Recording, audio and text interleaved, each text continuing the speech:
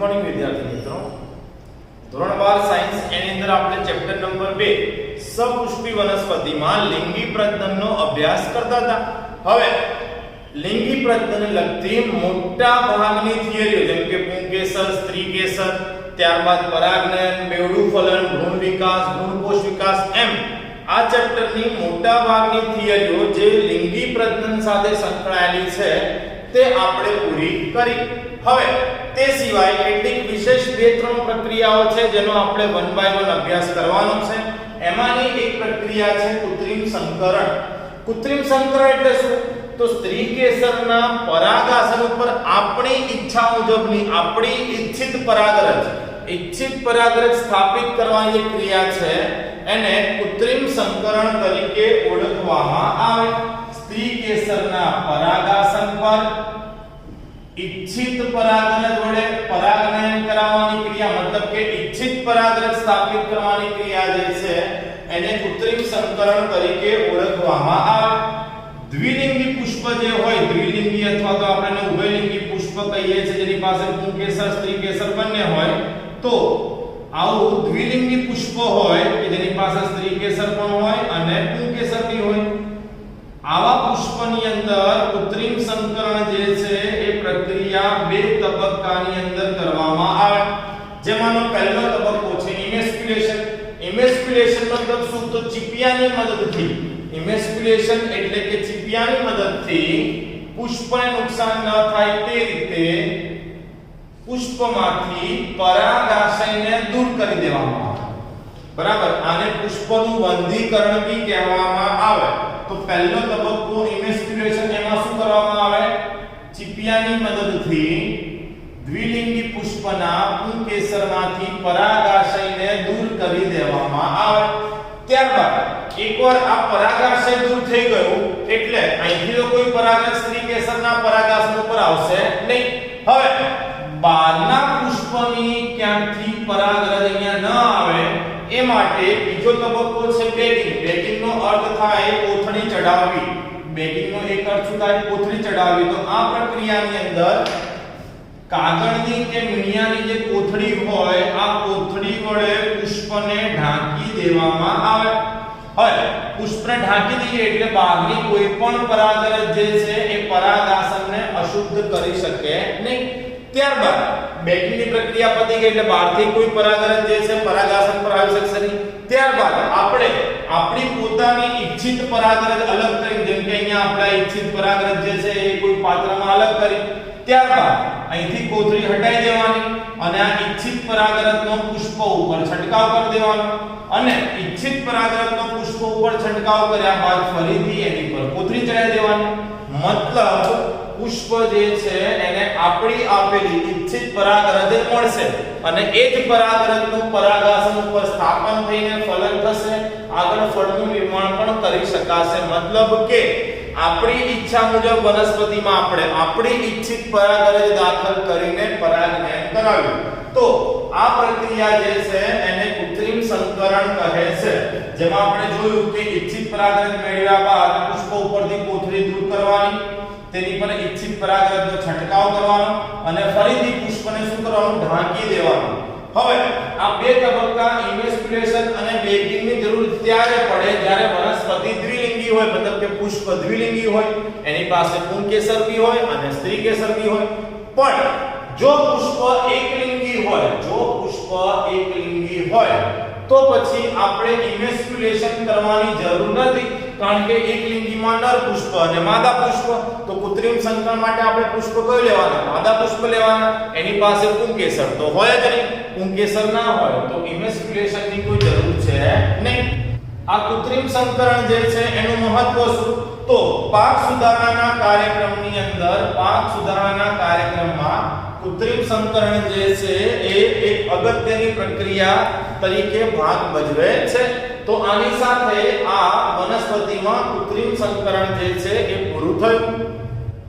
તો વિદ્યાર્થી મિત્રો, કૃત્રિમ સંકરણનો અભ્યાસ કર્યા પછી આપણે પ્રજનનની એક વિશેષ પદ્ધતિ જોઈએ કે જેનું નામ છે અસંયોગી જનન. અસંયોગી જનન જે છે તે વિશિષ્ટ પ્રકારનું અલિંગી પ્રજનન છે. असंयोगी जनन એ વિશિષ્ટ પ્રકારનું અલિંગી પ્રજનન છે જેમાં વનસ્પતિ દ્વારા લિંગી પ્રજનનની નકલ કરવામાં આવે છે। असंयोगी जननની વ્યાખ્યા ખાસ યાદ રાખજો। असंयोगी जनन એ વિશિષ્ટ પ્રકારનું અલિંગી પ્રજનન છે કે જેની અંદર વનસ્પતિ દ્વારા લિંગી પ્રજનનની નકલ કરવામાં આવે છે અને અહીં ફલન વગર વનસ્પતિમાં બીજ નિર્માણ જોવા મળે છે। આવું આપણને એસ્ટરેસી કુળની વનસ્પતિ તેમજ ઘાસની કેટલીક જાતિઓમાં જોવા મળે છે। असंयोगी जनन દર્શાવતી જે વનસ્પતિઓ હોય તેમને એપોમિક્ટિક વનસ્પતિ કહે છે। असंयोगी जनन દર્શાવતી વનસ્પતિને એપોમિક્ટિક વનસ્પતિ કહેવાય અને असंयोगी जनन દરમિયાન ભ્રૂણ નિર્માણ જે છે એ અલગ-અલગ એમ ઘણા પ્રકારે જોવા મળે। તો સૌથી પહેલો પ્રકાર આપણે જોઈએ। પહેલો પ્રકાર છે દૈહિક અબીજાણુતા કે જેની અંદર અંડકનો પ્રદેહ, આપણે અંડક નામ નિર્દેશન સાથે ભણી ગયા એટલે પ્રદેહ કોને કહેવાય, અંડક આવરણ કોને કહેવાય આપણને ખબર છે। તો અહીંયા પ્રદેહ કે અંડક આવરણના કોષોમાંથી ભ્રૂણનું નિર્માણ થાય તો એને કહેવામાં આવે દૈહિક અબીજાણુતા। ત્યારબાદ બીજો પ્રકાર છે એકકીય અસંયોગી જનન જેમાં અંડકોષ જે છે આ અંડકોષનું ફલન થતું નથી અને અફલિત અંડકોષમાંથી ભ્રૂણનું સર્જન થાય। જો અફલિત અંડકોષમાંથી ભ્રૂણનું સર્જન થાય તો તેને કહેવામાં આવે એકકીય અસંયોગી જનન। ત્યારબાદ ત્રીજો પ્રકાર છે અસંયોગી જનનનો એકકીય અજન્યુતા। આપણે જાણીએ છીએ કે ભ્રૂણકૂટની અંદર એકકીય કોષો હોય જેમ કે અંડકોષ, સહાયક કોષ અને પ્રતિધ્રુવી કોષ। તો ભ્રૂણકૂટની અંદર અંડકોષ સિવાય ભ્રૂણકૂટનો અન્ય કોઈ પણ કોષ જે છે ભ્રૂણનું નિર્માણ કરે તો એને કહેવામાં આવે એકકીય અજન્યુતા। ત્યારબાદ ચોથો પ્રકાર અહીંયા આપણી પાસે છે એડવેન્ટિવ એમ્બ્રિયોની એટલે કે અપસ્થાનિક ભ્રૂણતા, મોસ્ટ એમ્પી છે। તો પ્રદેહ કે અંડક આવરણ સિવાય અંડકનો અન્ય કોઈ પણ દ્વિકીય કોષમાં બીજ કેન્દ્ર, અંડનાળ કે નાભિના કોષ હોઈ શકે તો તેમાંથી જો ભ્રૂણનું સર્જન થાય તો તેને અપસ્થાનિક અભ્રૂણતા કહેવાય। એક્ઝામ્પલમાં લીંબુ અને કેરી। અને લાસ્ટની અંદર જે માતૃકોષ હતો બરાબર આદિ બીજાણુ, આ માતૃકોષમાંથી ભ્રૂણ સર્જાય તો એને જનીય અબીજાણુતા કહેવાય। એટલે ટૂંકમાં અસંયોગી જનનની અંદર તમારે આ બધા પ્રકાર જે છે યાદ રાખવા પડે કે અલગ-અલગ કોષ જે છે તેમાંથી ભ્રૂણનું નિર્માણ થઈ બીજ જે છે તે બની શકે છે અને અહીંયા ક્યાંય પણ ફલનની પ્રક્રિયા જોવા મળતી નથી। તો અંડકનું નિર્માણ થયું, ભ્રૂણકૂટનો વિકાસ થયો પણ ફલન ના થયું, મતલબ લિંગી પ્રજનનની તૈયારી બધી જ થઈ પણ છેલ્લે લિંગી પ્રજનન થયું નહીં। તો આને કહેવાય કે વિશિષ્ટ પ્રકારનું અલિંગી પ્રજનન જેમાં લિંગી પ્રજનનની નકલ કરવામાં આવે છે। ત્યારબાદ વનસ્પતિ જે છે એમાં અલિંગી પ્રજનન એટલે કે આ જે અસંયોગી જનન આપણે જોયું તેનું મહત્વ શું છે? તો અસંયોગી જનન એક પ્રકારનું અલિંગી પ્રજનન છે જેના કારણે તેમાં ભિન્નતા સર્જાતી નથી। હવે ભિન્નતા ન સર્જાય તો એક વનસ્પતિમાંથી એની જે સંતતિ આવે એ આબેહૂબ કેવી હોય, પિતૃ જેવી, એટલે કે એમાં ભિન્નતા જોવા મળે નહીં। मतलब કે ઇચ્છિત લક્ષણો જ્યાં પિતૃમાં છે એવા સેમ ટુ સેમ લક્ષણો સંતતિમાં અનિશ્ચિત સમય સુધી એટલે કે લાંબા સમય સુધી જળવાય છે। પણ સામે ગેરફાયદો એ પણ છે કે ભિન્નતા ન સર્જાય। ભિન્નતા જ ન સર્જાય તો એક જાતિમાંથી નવી જાતિ બનવી એટલે કે ઉદ્વિકાસથી જોવા મળે, મતલબ કે વિકાસથી આ વનસ્પતિઓ વંચિત રહી જાય છે। તો આ પૂરું થયું અસંયોગી જનન। બુકની અંદર આટલી ડિટેલ માહિતી નથી આપી પણ આપણને આમાંથી એમસીક્યુ પૂછાય કે એકકીય અસંયોજન કોને કહેવાય, એકકીય અજન્યુતા એટલે શું, અપસ્થાનિક ભ્રૂણતા એટલે શું, એટલે આ બધા જ પ્રકાર આપણે ખાસ યાદ રાખવા। એમસીક્યુ ની અંદર આ પૂછવાની શક્યતાઓ સૌથી વધુ છે। ત્યારબાદ અંડક જે છે એની અંદર એક કરતા વધારે ભ્રૂણનો વિકાસ થાય તો એને કહેવામાં આવે બહુભ્રૂણતા। એટલે હવે આપણે બહુભ્રૂણતા બહુગુણતા નામની ઘટનાનો અભ્યાસ કરીએ તો એક કરતા વધારે ભ્રૂણ સર્જાવાની ઘટના જે છે એને બહુગુણતા કહેવાય. અનાવૃત બીજધારી વનસ્પતિમાં આ ઘટના સામાન્ય છે. અનાવૃત બીજધારીમાં આ ઘટના એકદમ સામાન્ય છે.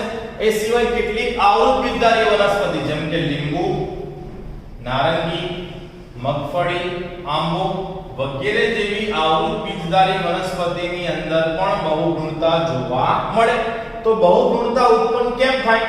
કારણ કે ભ્રૂણકૂટની અંદર એક કરતા વધારે અંડકોષ હાજર હોય અથવા અંડકની અંદર ભ્રૂણકૂટની સંખ્યા એક કરતા વધારે હોય તો બહુગુણતા સર્જાઈ શકે.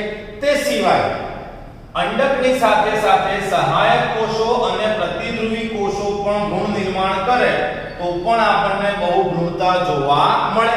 એટલે કે બહુગુણતા જોવા મળવાના કારણોમાં અંડકોષની સંખ્યા વધુ હોઈ શકે અથવા અંડકમાં ભ્રૂણકૂટ એક કરતા વધારે હોઈ શકે અથવા તો પછી સહાયક કોષો કે પ્રતિધ્રુવી કોષો જે છે તે પણ ભ્રૂણમાં ફેરવાતા હોઈ શકે. તો આ પૂરું થયું આપણું બહુગુણતા. બહુગુણતા સામાન્યતઃ પાક સુધારણા અને બાગાયત ખેતીની અંદર ખૂબ અગત્યની પ્રક્રિયા છે. તો આની સાથે આપણે ચેપ્ટર નંબર 2 સપુષ્પી વનસ્પતિમાં લિંગી પ્રજનન છે એની બધી જ ઘટનાઓ જે છે એ પૂરી થઈ અને એની સાથે આ ચેપ્ટર જે છે તે પણ પૂરું થયું. એકદમ સરળ ચેપ્ટર છે પણ પહેલી થિયરી સાથે બીજી સાથે ત્રીજી એમ આખી ઘટના કનેક્ટેડ છે.